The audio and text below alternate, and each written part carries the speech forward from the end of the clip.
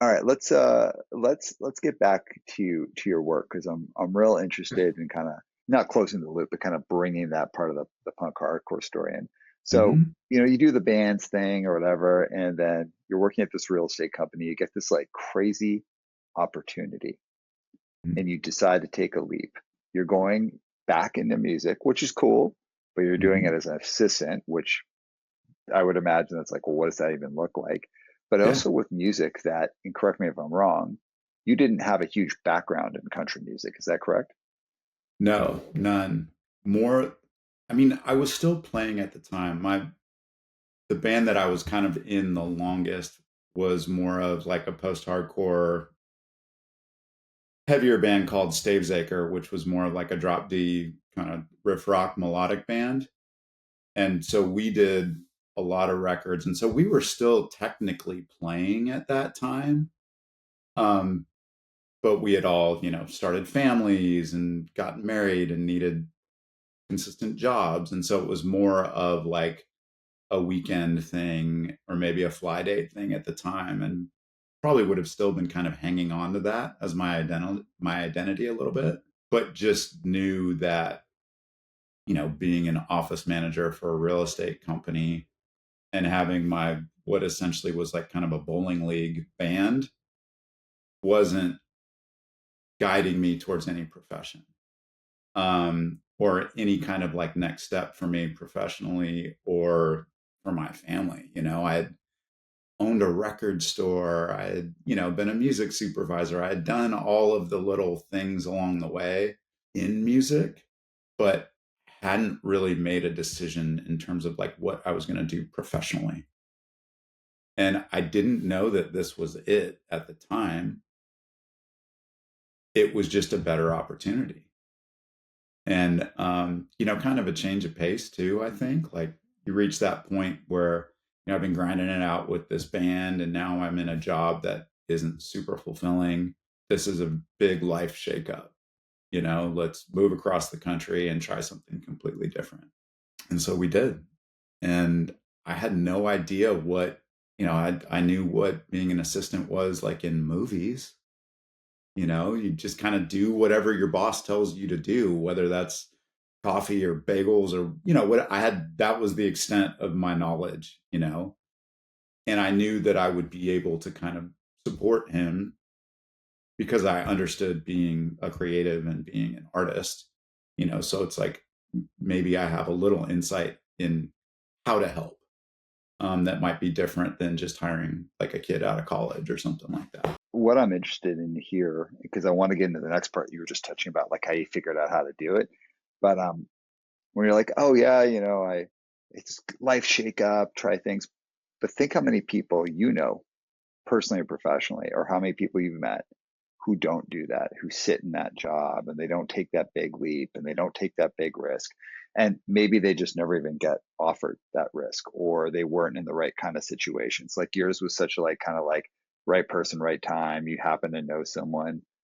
But I do believe that a lot of people have some kind of moment of truth where they're like, got to make a decision. And they might even not even realize it at the time, how big it could be. So you took a leap of faith and you moved across the country, moved your family across the country, went into an industry that you were a part of, but you weren't a part of it like professionally. Like you went into like an industry professionally for the first time with a person you barely know in music that you don't have a background with in a position that you didn't know. That to me sounds like something that would be very daunting for people. So were you able to do that because that's who you are? Or were you able to do that because you learned that kind of thinking from punk and hardcore? Or was it just like life circumstances pushed you there? All three. I mean, I think that like I can figure this out. This is kind of a combination of things that I'm familiar with, but maybe it might be a different execution. That comes from punk and hardcore. Like I'll figure it out. Like this is music in a broader sense. I've done that. I've figured out how to put out records, how to book tours, how to do everything for myself up until this point. I'll just kind of apply that to whatever new challenges I see in this current situation.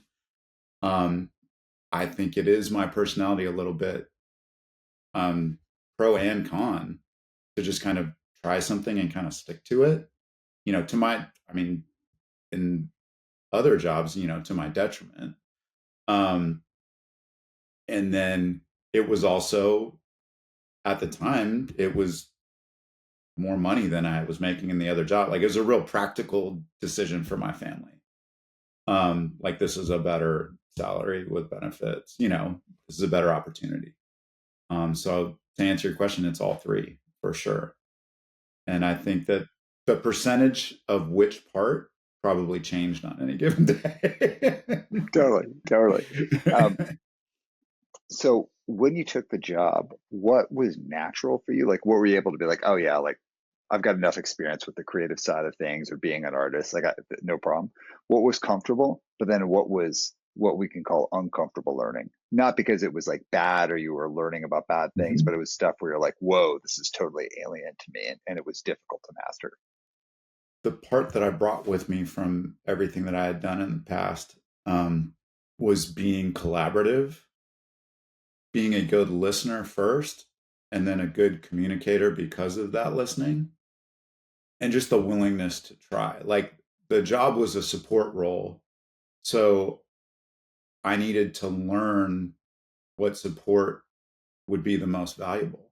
So I had to learn. I always say I kind of became a student of Zach, and that was a lot of listening.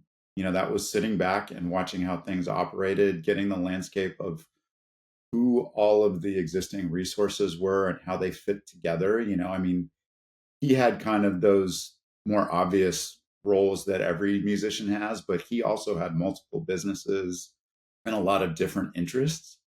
And so I just listened a lot.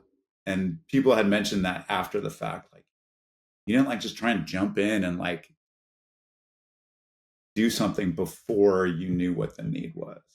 And so I was always kind of like on deck, observing what was going on, learning the personalities, learning who did what. I mean, that you should see the way I put people in my phone at first, because I didn't know that those roles existed. It's my maybe second time on a tour bus, and all of a sudden there's all these people that help, that have these jobs that I'm like, it's like somebody brings breakfast, and it's like in my phone, it was like Josh, food guy. I didn't know he worked for the catering company. You know what I mean? Like, and I think it's just like, how do I take the information at face value that I'm and assess quickly? It's that adaptability that I also think goes back to like punk and hardcore, because you just have to pivot. You know, Van breaks down, you figure out how to get to the show. You know, the t-shirt gets misprinted, you sell them anyway, you discount them, whatever it is. There's that like figure it out element to punk and hardcore that I think definitely to this day is still with me. And I think that realizing that I needed to learn my surroundings and learn what was necessary before I just dove in was one of the bigger strengths that I had. Because there was some simple, like, task based stuff that was the highest need. Is like, okay, I need X, Y, and Z this day. Cool, I'll go do X, Y, and Z. And beyond that, I'm going to see how everybody else in your life kind of fits, to see if I can identify other ways to help, you know? And the job just kind of grew from there. We became friends, and I learned what his preferences were, but I also tried to never speak for him. So I could help someone else, another various team member, like, hey, I think he would prefer it if it was this way. If we need a more definitive answer, we're going to need to get that from Zach. But, just kind of understanding how he liked to operate and what his goals were, and then just kind of trying to help keep him on track initially, and then the larger team as my role grew. So what were the uncomfortable learnings though? What were the things where you're like, oh, this is so hard for me to learn? I think I don't have a great answer for that. Just like I don't think I'm still thinking about your prior question. I don't think I answered it well. I think I was a little bit vague. I'm kind of mentioning like concepts more than like tasks or expectations, but I don't know that I'm going to get a better answer on the fly. I think managing my own time and figuring out when I needed to be available and when I could take care of my own life was something that I never did well from the very beginning. And I think that obviously looking back now, the fact that I wasn't good at that ended up being why the job grew the way that it was.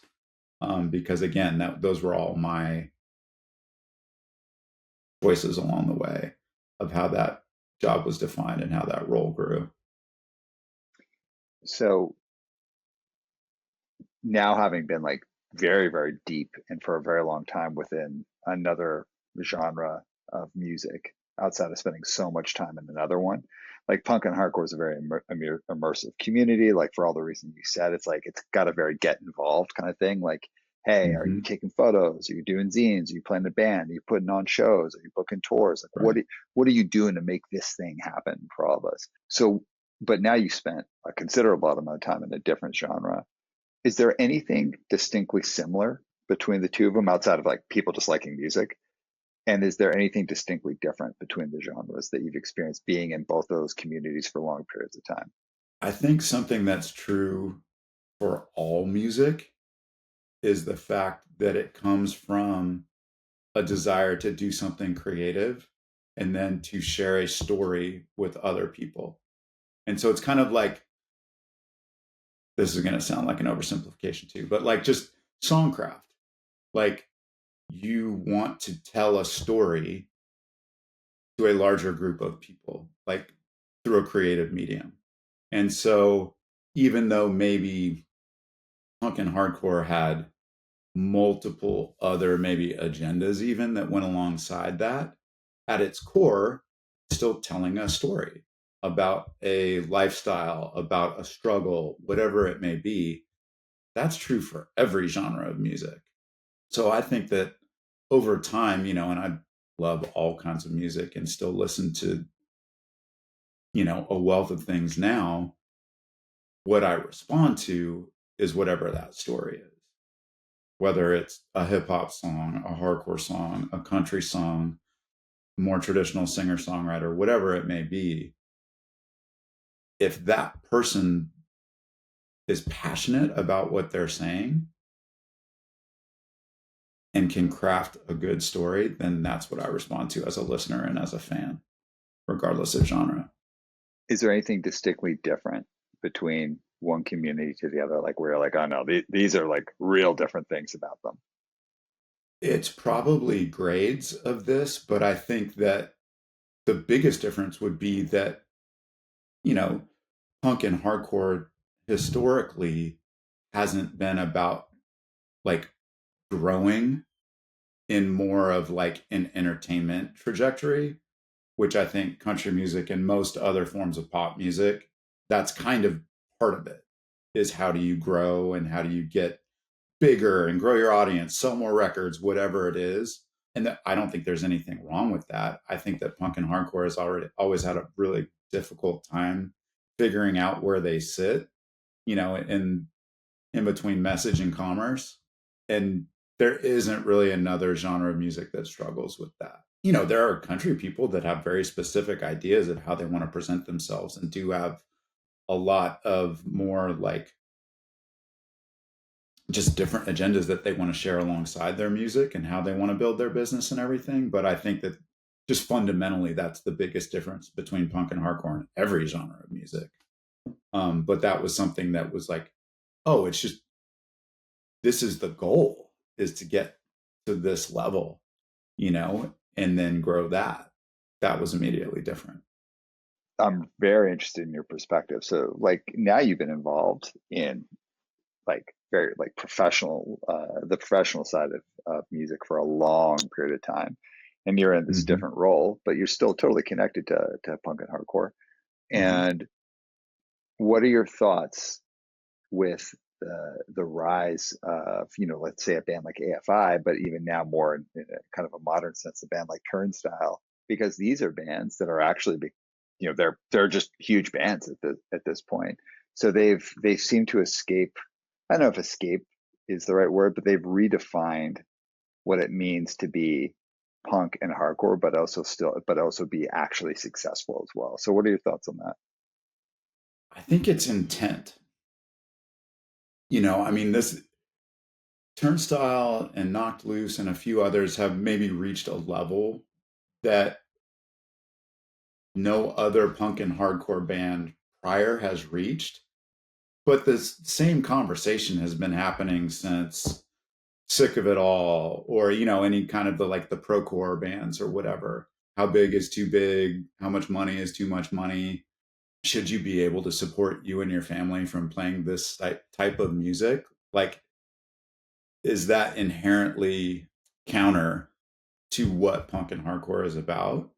Personally, I would say no, because from what I don't know the guys in Turnstile, but from what I know of them, is that what they're doing now is just a grown up version of what they set out to do. Like, I don't know that their ideals have changed or their goals socially or whatever have changed. Um, they've modified their music, obviously, but there's still like straight up hardcore, like undeniable hardcore songs on the newest record. There's a bunch of programming and also more, almost electronic pop music on the record too. But they still play hardcore music and they still believe the same things as far as I know. So they're still a hardcore band in my estimation. And whether they play for 10 people or 10,000 people, I don't think that makes them less hardcore. Yeah, I think that Turnstile is through and through 100% a hardcore band. I think that they have redefined what's possible, and they've escaped, I think, a bit of the self-imposed jail that creatively that hardcore can have about like this is what hardcore sounds like. Like I think it's cool they could go and do like electronic song or this or that, but it's all you can hear it all comes from hardcore, and then there's also just some straight up hardcore. And the way they carry themselves, do their business. I only know one of the people in the band, and even that's like kind of very like we just knew each other a bit. But I find them to be hugely inspirational just in terms of like that's so cool that you have helped this genre, helped a whole genre kind of redefine what's possible.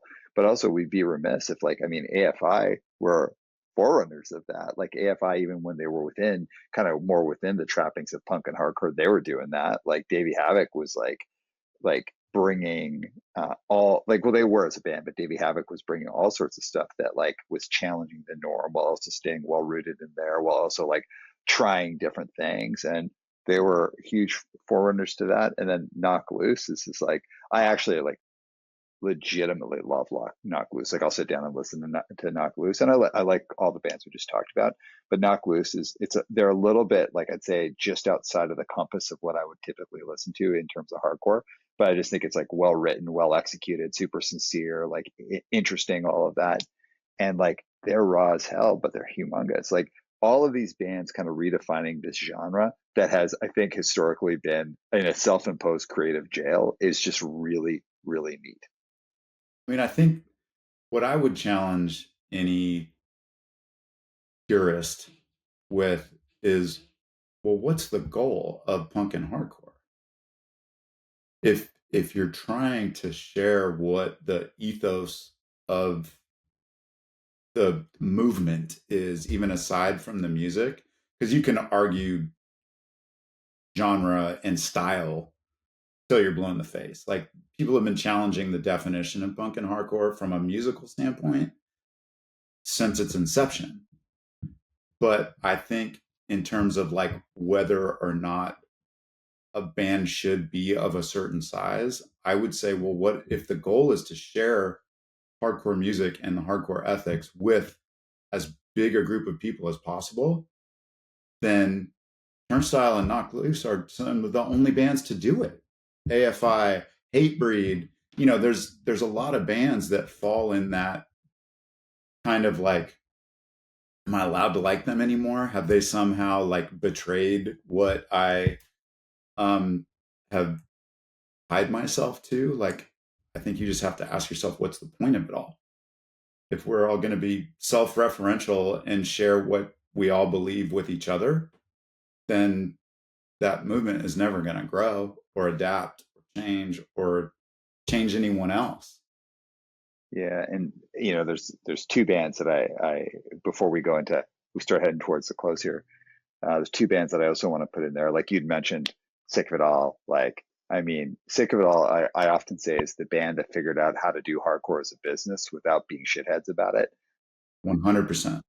They really, oh, like you can do this professionally, but still stay totally like hardcore and come from like a punk place. And I think the what they did for the genre, and you remember they got all sorts of shit about what they were doing, and they stayed true to it. But they did that, of course, Agnostic Front, like all the things they did.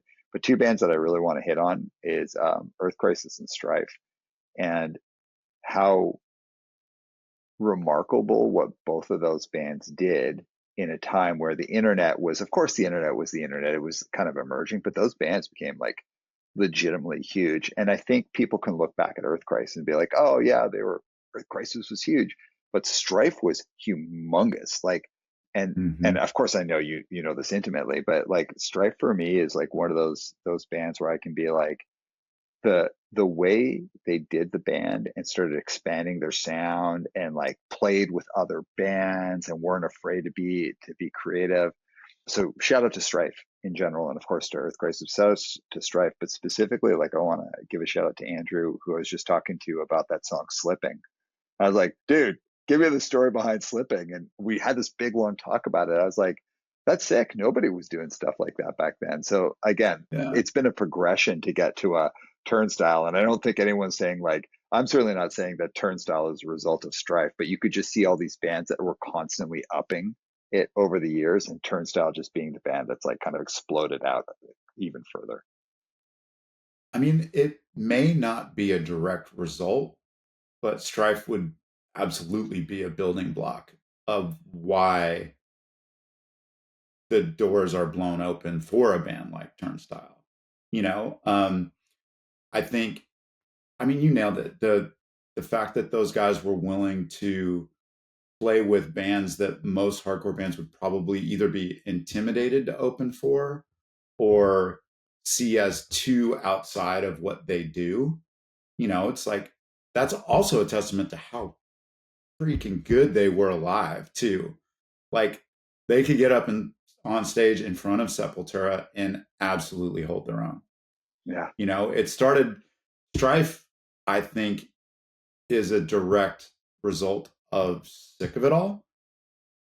Like I think Sick of It All would have been that like high water mark that everybody was like, oh shit, you can be really, really good and be a hardcore band. You know, and I remember, Strife was the first band out of like our crew, like, do they have full stacks? You know, it was like they sounded so huge, like immediately in a time that like that wasn't a thing. You know what I oh, mean? man. No, dude, like 100%. Sonically, they leveled up immediately. And I think that is what opened the doors for them to even go out and play with those other bands because they were so damn good live. Still are. Totally. And still all about it. I encourage Mm-hmm. anyone listening to this who either loves punk and hardcore and is part of the community, or is listening to this and they're not. Go back in YouTube on YouTube and go back and look at Strife videos from that era. So you're talking like kind of like the mid to late '90s. Absolute bedlam. Like some of the craziest stuff at the Snapcase would time. be another one to put in that Absolutely. kind of like broadening what, those victory bands really blew open the doors, man. They did, man. Love them or hate them, Tony was onto something in terms of marketing Dude. and how to grow all of those bands' fan bases because he did it. It wasn't one band that did it independently of the other four. They all like that California takeover thing, like them all kind of progressing as a unit, I think was really, Yeah. really smart too. you want to look at the more like nerdy marketing part of it, like I think that was really smart the way that they did that together and toured together. Totally. Well, and that they can still do those shows like 20 years later and call them the California So Takeover is rad. great. Can I tell you my Tony Victory story? Yes. So I played in a band when I was like much younger called Champion, and we had put out a bunch of records on Bridge Nine, and we were at that kind of crossroads of like, well, do we do another LP? Because our LP had done well, like we'd been able to tour on it, all of the stuff, and it was like a super exciting time in all of our lives. So like, wow, are we going to do another record? And record labels started coming, and other record labels, and Equal Vision approached us, and shout out to Bill and Steve, you guys rock. And Victory Records approached us, and I was very, very, and still am today, friends with Clint, who worked at Victory, and we were out on tour, and we met with both labels, and we eventually agreed to sign with Equal Vision, and actually had signed Equal Vision, and we broke up. But we went to the Victory offices, and they put us in like, which is like a beautiful building, like, it was like a red brick building, and it was like incredible being there. It's like, this is insane. We're in like the Victory Records offices, and they put us in this like waiting room that had a treadmill in it, and it had like framed photos of articles of Tony Victory like all over the place, which it's cool, it's amazing, but it was like, this is super weird. It's like something an 80s movie. So Tony Victory keeps us waiting and waiting and waiting and waiting and waiting. And I'm like, is this some kind of like weird psychology? Like, what is this? Finally, we get ushered into this room. He's sitting behind this humongous wooden desk. He's wearing a pink Fred Perry with the collar pumped open up to here. And he's like, grips our hands with these like steel grips. And we sit down, and he basically just like, I've always been like a pretty strong conversationalist, and at that point I was like a trained therapist. I had worked as a therapist for a long time, so I'm like very comfortable holding my own in most conversations. So I'm going in like, oh yeah, like I'm not scared of this guy. Oh, he absolutely annihilated me. This guy just like yelled at us for like an hour and said the most. He kept making like analogies to killing people and the military and having guns and all of the stuff, and he kept saying like, he said at one point, it's like, Victory Records has the biggest guns, and I'm holding all the ammo. And then he was silent for a second, then he goes, pull the trigger.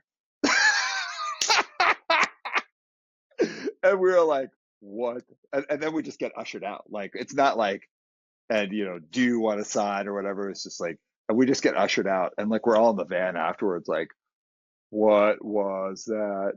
And our bass player, That and Andy, who's from Maryland, and he sings in this band called Praise now, who are like the they're phenomenal band. so good. So Okay, good. great.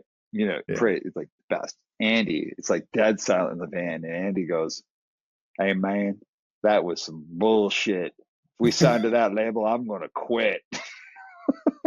Amazing. It was crazy. And then we go to Equal Vision the next day, and it was like the chillest, like the chillest. They're like, yeah, we'd love to work with you guys. Like, like I'm a fan. Like, obviously I grew up on Youth of Today. Those are my boys. Like, you guys have an X on your hand. I'm straight edge. Do you want to be in Equal Vision? We're like, where do I sign, sir? Like, what do we do? This immediately makes sense to me, other than Absolutely. the Absolutely. presentation we got yesterday, which was rehearsed in the mirror, I'm pretty sure. Oh my God. It was like, when I tell you, he just yelled at us and it might not have been an hour, maybe it was like 20 minutes. I can't remember, but like, it was like terrifying and intoxicating, and being like, I understand why you're successful, because you're like Yeah. terrifying, but like entertaining at the same time. It was like maybe the cross Yeah. between like a Wall Street meeting and a WWF match. I can see that. That makes sense. Yeah, I think we had like a couple letters back and forth with Clint for a while too.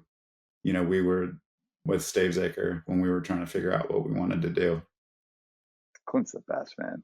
Yeah, he seemed like a great guy. I don't know him very well, but he was the one that we were interacting with at Victory. All right, so let's go towards the end of the interview. But before we get there, Anything you want to shout out, anything you want to mention, or any questions you want to ask me?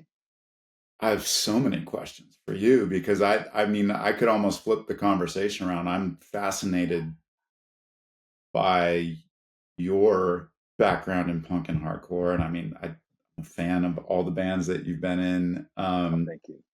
Familiar with what you've done in music, and obviously understand that the kind of ethos and lifestyle that goes along with it. But how you did you start as a therapist and then kind of move into coaching? And you mentioned a job kind of along the way, so I'm very curious kind of what your professional trajectory was alongside music, because you've also stayed more connected, I think, as a professional with music than a lot of people. Like, I didn't play music for 15 years because I was working, and couldn't my brain couldn't wrap around the idea of doing both.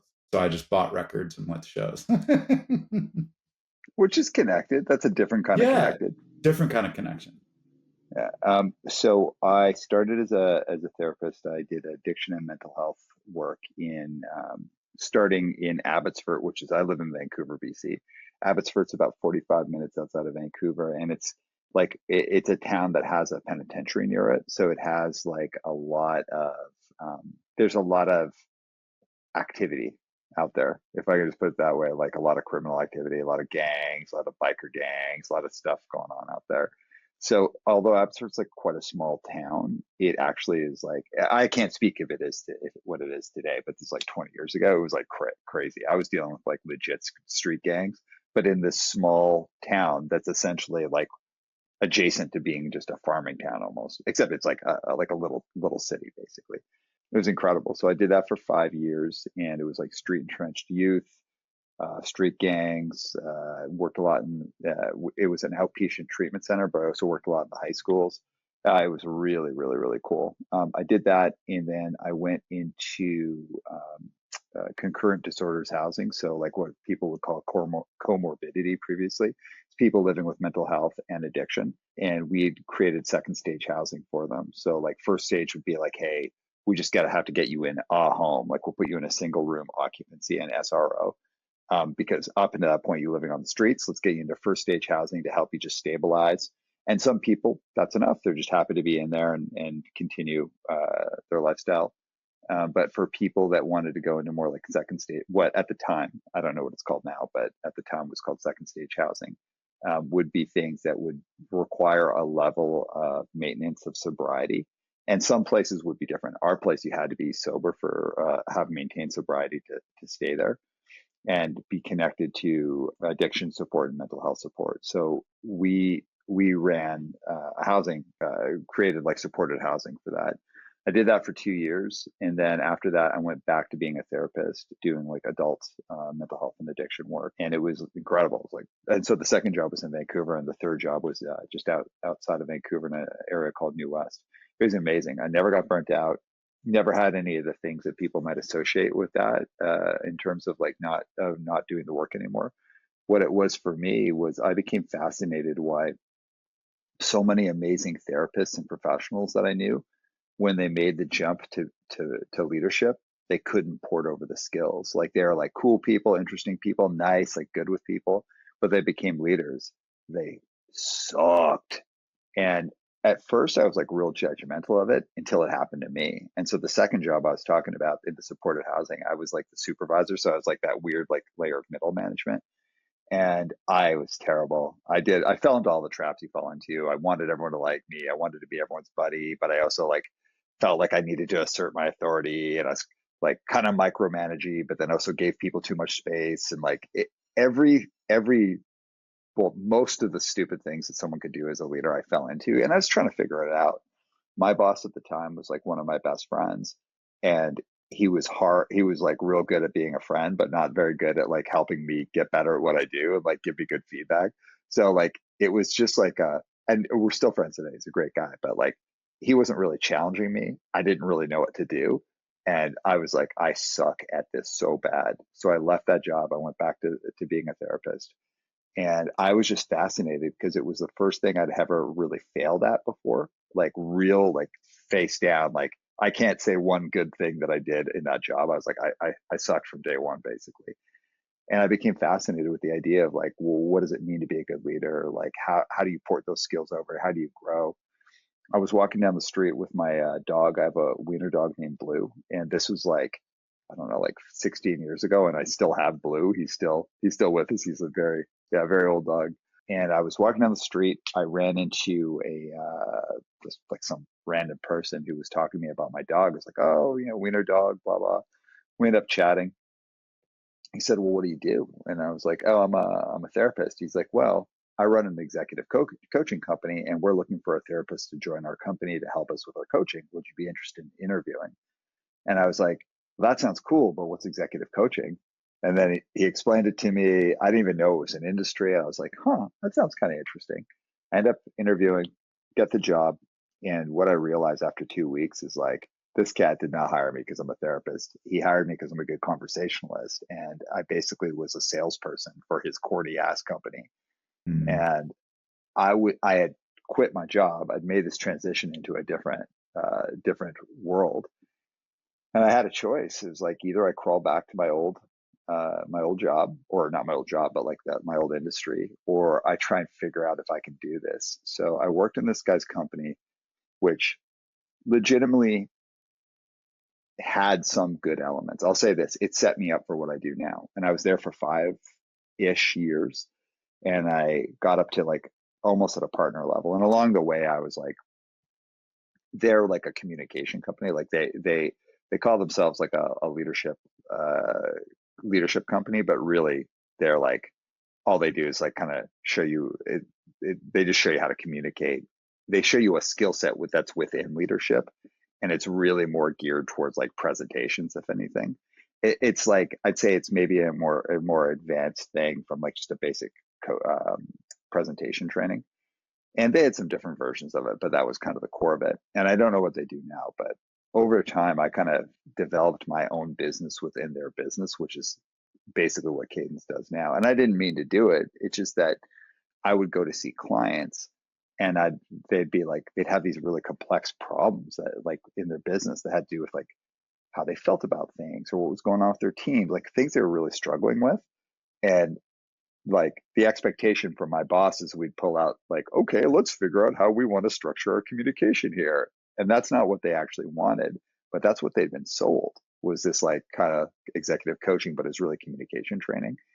So at one point I just like abandoned this ridiculous thing that they try to get us to do. And I started doing what I do, or what I would go on to do. And I did that for about the 5 years that I was there. I kind of like honed my craft. And then I was like a step away from being a partner, and my boss and I just never got along ever, for all sorts of reasons. Part of those reasons are me, like how I am about things. And we had a total explosion, and like just a huge like head-to-head argument. And he fired me. The day he fired me is the day I started my company, and now it's 9 years later. And was what I went from a moment of like, oh, like I'm totally screwed, to 3 months later, I'm like, you know what? I think I could actually hire someone. To 3 months after that, it's like, actually, I think I can hire another person. To now, 9 years later, there's 13 full-time people. We got about 17 contractors. We work all over the world. We've got a really built out intellectual property. We've really positioned ourselves as doing like four things. Like we do individual executive coaching. We do team coaching. We do assessments. So we come in and like really help assess teams, and assess individuals and assess teams. And then finally, we do courses on leadership, communication. We help with company culture, and yeah, we've built out this incredible company. And so yeah, it's been a wild ride. But I'll tell you, all of that stuff, I wouldn't do that without punk and hardcore. Punk is what taught me how to do that. I can see that. I, it's the ultimate version of seeing how maybe like the mainstream does something and then figuring out the way you're going to do it yourself. I mean, it's a very straightforward example kind of what the punk and hardcore community has always tried to accomplish. How are we going to do it our own way? Yeah. Yeah, totally. Well said. And it's been like, I mean, the honor of my life is being married to my wife, and then being a dad to our kids, um, and then of course leading the company. And it's been super cool. Luckily, very very luckily, I've had friends along the way, like the guys in the First Step, and Todd Jones and Aaron Kritzberg, and like those two guys are kind of like more my creative like mentors, in terms of how to Hmm. write songs and look at music. I talk about both of them a lot because they're also both like highly unique guys. Like they're really unique guys, and I'm better. I'd say like my worldview and how I view things are better as having known them and knowing them still. And yeah, I've just been real lucky. And then the other one I would say is Chris Williams, who's like my like ride or die guy. I played in Champion with him, and like he's always kind of like, I don't want to say luring me back into music. It's not that. It's just that like when I'm ready, Chris is ready to go. Like when I'm okay, it's time to write a record. Chris is ready to go. Okay, it's time to start touring again. Chris is ready to go. So that's how I've kind of stayed in music. It's had a lot to do with like Todd, with Aaron, with the other guys in TFS, the guys in Keep It Clear, and then really central with Chris as well. I love when Chris is on 185. It's the best, right? Yeah, it's awesome. And are you guys ever going to do another Change record? Oh, it's interesting you say that. There's been a lot of conversation about it lately. If you'd asked me a year ago I would have said no, but Change will always be a band. And then 6 months ago I would have said maybe, and now I will say yeah. Like yeah, we'll do another record. I'm kind of like mentally gearing up for it. But I actually picked up my That's guitar awesome. yesterday for the first time in a long time. So cool. And that, I mean, from a musical standpoint, I'm always curious. You have, obviously you've always been a songwriter and have done more front man duties and played guitar in bands as well. I'm curious always when people have done that. Like clearly there are gratifying things about both roles and both kind of challenges in a band. What do you enjoy uniquely about either one? I like playing guitar in a band because I just love not being the center of attention, but holding it down hard. Like Hmm. in the First Step, Aaron is really the musician, but I'm essentially a bass player with six strings. Like I just hold it Hmm. down, and that means like Love that. I play that song perfect, but I also jump around a lot, and I give him the freedom just to be Aaron, because Aaron's a really good Hmm. guitar player, so he could like just get airy and be weird and do all this stuff at a show, and I can just jump around, jump in the crowd, but I hold it down, and I love playing Hmm. guitar in a band and jumping around. It's like my favorite. And then for singing, I think I always should have been the singer. Like I like TFS is a different thing because I joined their band, but anything that was Right. my band, I should have always been the singer, and I for all sorts of reasons. But I'm just more that guy, and Hmm. um, I'm a much better singer and lyricist than I am a guitar player. But the core of it, I'm a decent songwriter on both fronts. But I love singing. The thing I work on is maybe shutting up a bit more in between songs, but that's part of the show, man. Well, and then in Trade and Change, like you're the front guy, but how much of the music are you contributing? Or is that something that when you're the mouthpiece, do you enjoy giving up some of those songwriting duties so that you can just focus on lyrics? With Todd and Betrayed, Todd wrote everything in Betrayed, and actually, him and I were just talking about this the other day. There were when him and I were at our best, I could make like little suggestions, like, "Hey, I think this would work better with the vocals if we did this." But when we're at our worst and we kind of get to loggerheads with each other, is when I was trying to be too much of a creative partner with him, because he's just, I mean, he's a genius. He's like an actual like musical genius, and it really really understanding what lane to swim in with someone who can play at that level is ultra important. And I was too young to understand that. So like I would say our worst songs are where I tried to insert myself too much. And you can see it on our LP where like I our EP and our split were so organic because I knew how to just come in and be like, hey, Todd, maybe this one part here, or this one thing there. And then our last EP was a bit like that as well. And our LP, I was too like caught up in like, I need to assert myself. Like I want my vocals to be this way and that way. It's like, no, he writes the songs and I do what serves the songs. And that's really how it had to be. Um, Some bangers on that record, though. oh, thank you. Thank you. I love that Um, record. oh, thank you so much. When it came to Change, though, Change, I was the primary songwriter. But the thing about Change is that Carl and Alex and Dave wrote one of the songs on the record, like through and through. And it's funny because it's the song we open with when we play now, but it was the song that I was like, I hate the song, I don't want to do it. And he was like, you hate this song because it's not your song. And I was like, no, I don't. But in reality, it's like now years later, I'm like, oh, he's probably right. I would bring a song through, but we deconstruct deconstruct it with those guys and completely rewrite it. So I can say I was the songwriter, but really I was the seed of the song, and it was like the Mhm. process of working with those guys because they're really superior musicians, all of them, far better than I am. But Change is it's like I'll come up with the idea and then I bring it to musicians. But yeah, yes, like I'll say very comfortably there will be another record. All right, man, let's get into that crucial three because I'm going to ask you three questions that scale in difficulty. Okay, go. Okay. All right, I'm going to start with a doozy, but I'll get harder from there. You have what looks like 2,000 LPs behind you. Just over. That was a very good guess. What are the three most important records in that collection? So, if I go off the cuff, and I will immediately think of things to like knock, like change around. Gorilla Biscuit Start Today, Minor Threat Out of Step, Quicksand Slip. Okay. Good, good. And I've 30 that I would go like, oh shit, what about, oh wait. So, but those were the first three that came to mind, and none of them are wrong.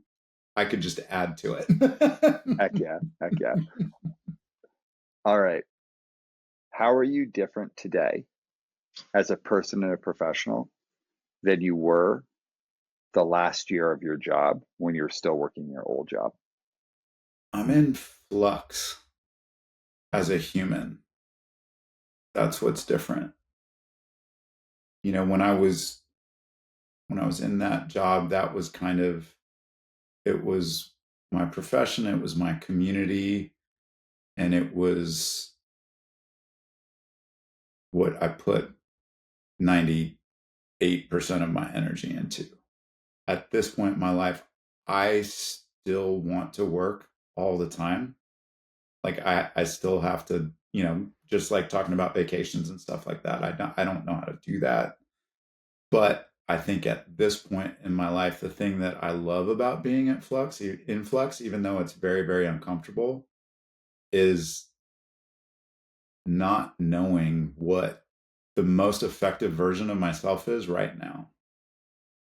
You know, in that last year, everything was so clearly defined that made it kind of easy. If you give your identity up to something else, you don't have to ask yourself difficult questions.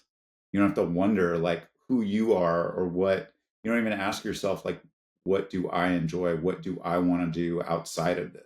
What do I want to do for my family? What do I want to do creatively? Like none of those things matter because you're singular in purpose. And so now I'm asking myself all of those questions and trying to figure out what that looks like. What does it mean to go on vacations and spend more time, more focused time with family? What's gratifying about playing music? What's gratifying in being in like potentially multiple bands that have, different purposes, for me, like personally, um, and how much of a role is that going to take in maybe this next chapter in my life? Is it kind of nostalgia driven, or is it me now? And are there more is there more than even two options? You know, it's like that's the thing. I don't even know all the questions I want to ask myself yet.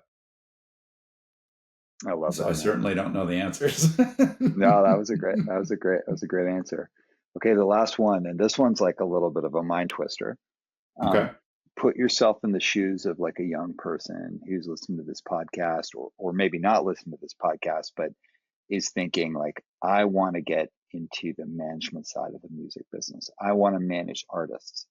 What are three questions that they need to answer for themselves before they should take that leap and commit to it?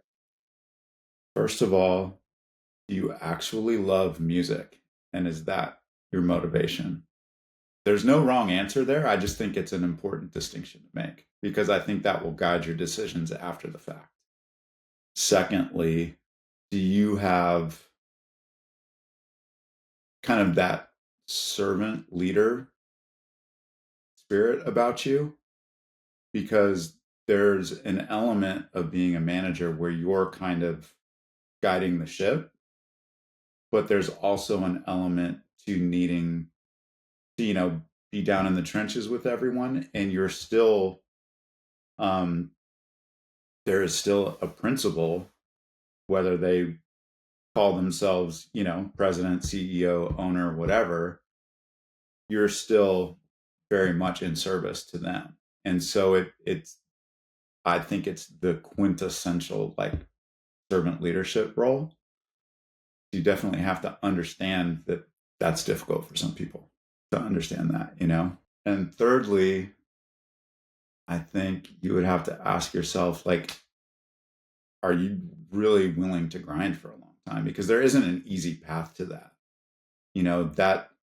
That's investment in time, in relationships, in like looking for opportunity and then growing something that potentially could start out smaller that takes a lot of work to get to a point where you're really doing what you see as maybe, that encyclopedia definition of manager could be a fair ways down the road, because there isn't a one size fits all manager because there's no two artists that are alike. And so if you're ultimately trying to help an artist execute what they want to do, you have to figure out your role in that. And that's not something that you can just like write down like bullet points. That's going to be something that you have to adapt based on the relationship you build with an artist ultimately. Heck yeah. Awesome, man. Listen, we made it to the end. You did great. Anything you want to add in as we close off? I feel like I kind of bounced around. I don't even know how I would sum it all up. That feels like too high a mountain to climb at this point. What is the closing statement? I don't have one. More than anything, like I appreciate you reaching out. Like I appreciate the conversation. Like that is one of the more your approach to interviewing is so much more than just a list of questions based on someone's background, and so you don't necessarily just get the this is my life story in order kind of responses. And so it was, I'm going to be perfectly honest, I've been kind of terrified leading up to this because it's not just like, okay, so on the second record, how did you get your bass tone? Which those things all have easy answers, right? So the fact that this is more about people's life and career, but it's still kind of informed by that like punk and hardcore beginning has always been super interesting to me and was downright intimidating going into it. So thank you for being a gracious host. Oh man, you rock. This was a great conversation. All right. We're gonna head towards the end. Everybody, I hope you enjoyed this as much as I did, and we'll see you next time. See ya.